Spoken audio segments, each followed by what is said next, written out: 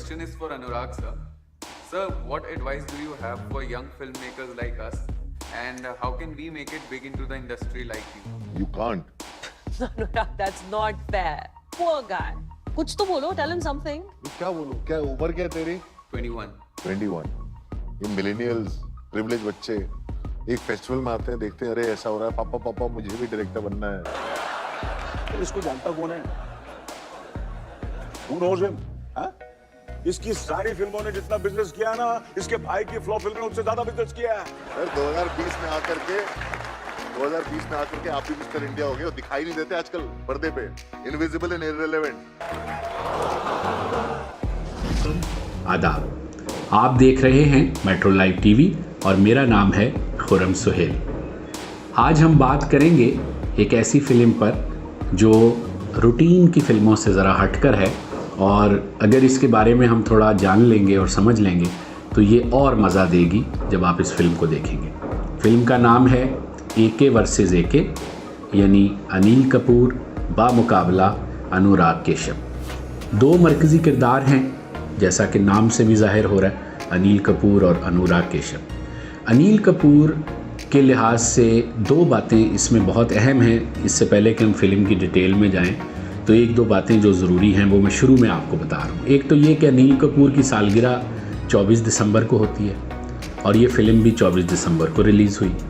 कहानी के अंदर अनिल कपूर जो है वो अपनी सालगिरह मनाते हुए दिखाई दे रहे हैं। फ़िल्म शुरू वहाँ से होती है और पूरा फिल्म की कहानी का ताना बाना उसी सालगिरह की मसरूफियात के इर्द गिर्द बुना गया है। अनिल कपूर का इस फिल्म में शामिल होना इसलिए ज़रूरी था कि इस फिल्म की कहानी जो है वो एक स्टार कास्ट और फिर स्टार्स के बच्चों की ज़िंदगियाँ और उनके कैरियर और उससे रिलेटेड है। तो वो जो नेपोटिज़म का एलिमेंट है इस फिल्म में उसको भी बहुत अच्छी तरह एड्रेस किया गया है।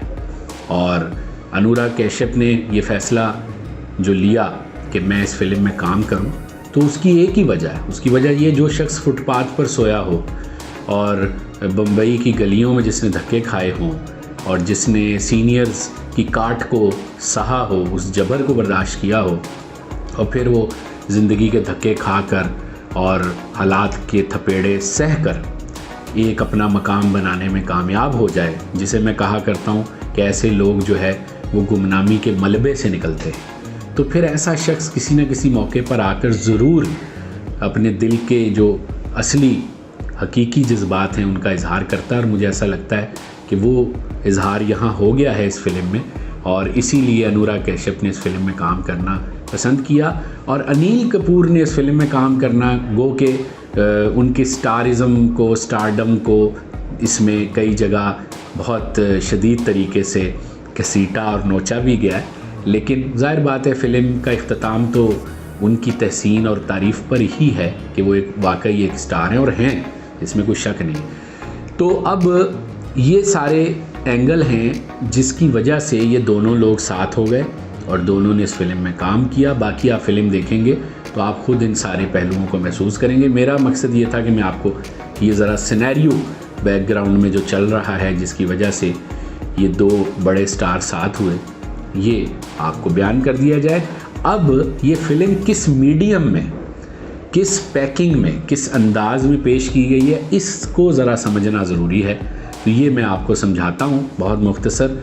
मुझे उम्मीद है कि उसके बाद फ़िल्म का जो एस्थेटिक्स सेंस है और जो जमालियाती पहलू है वो पूरी तरह आप पर मुनकशिफ हो जाएगा। दुनिया बड़ी गोल, सबका अपना रोल, राजा को भी करना झोल, चलने को भी लगता टोल। इस फिल्म में जो थीम अप्लाई की गई है उसका नाम है सुररियलिज़म। सुररियलिज़म की तहरीक ने तमाम फ़नून लतीफ़ा के शोबों में और ख़ास तौर पर जो है वो अदब और मुसव्वरी में तो इनकलाब पैदा किया ही, लेकिन उसके साथ साथ इसके असरात और मुख्तलिफ़ इजहार के जो मीडियम्स हैं उस पर भी पड़े, जिनमें थिएटर और सिनेमा शामिल है। सिनेमा के अंदर सबसे पहला तजुर्बा इस थ्योरी के साथ फ़िल्म बनाने का जो तजुर्बा था वो जर्मनी में हुआ। एक German film the cabinet of doctor Calgary बनाई गई और इस फिल्म के ज़रिए ये दिखाया गया कि कोई अदबी थीम या कोई आर्ट की थीम किस तरह सिनेमा पर अप्लाई की जा सकती है। और फिर इसी थीम को आगे चलकर कई बड़े बड़े फिल्म साज़ों ने इस्तेमाल किया जैसे कि मारूफ फिल्मसाज एल्फ्रेड हिचकॉक ने अपनी फिल्म स्पेलबाउंड में इसका इस्तेमाल किया। और इसी तरह इससे मिलते जुलते तजुर्बात जो फ़िल्मी दुनिया में किए गए, अगर मैं बहुत नज़दीक में देखूं तो इंडिया में हमें सत्यजीत रे के काम में भी ये तजुर्बे कहीं कहीं मिलते जुलते तजुर्बे, जो कि पूरी तरह से सुररियलिज़म नहीं है लेकिन बहरहाल वो दिखाई देते हैं।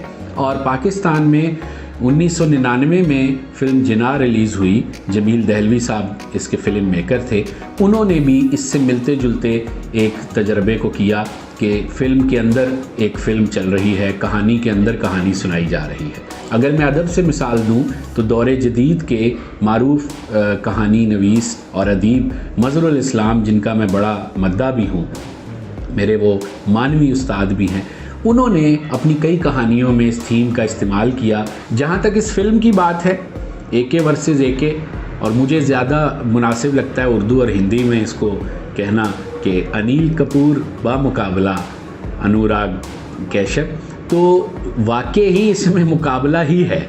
और मुझे बहुत अच्छी लगी वो लाइन जब अनुराग उसमें ये कह रहा है कि फ़िल्म जो है वो डायरेक्टर का मीडियम होता है, और अनिल कपूर साहब इस बात पर बज़िद हैं कि अगर आप किसी मशहूर एक्टर का चेहरा हटा दें तो आपकी फ़िल्म नहीं चलती, कोई देखने नहीं आता। बुनियादी तौर पे इस बहस को बुनियाद बनाया गया है इस फिल्म में, और फिर दिखाया गया है कि एक डायरेक्टर की और एक एक्टर की क्या लड़ाई होती है, दोनों की ईगोज़ क्या हैं, दोनों के मसाइल क्या हैं।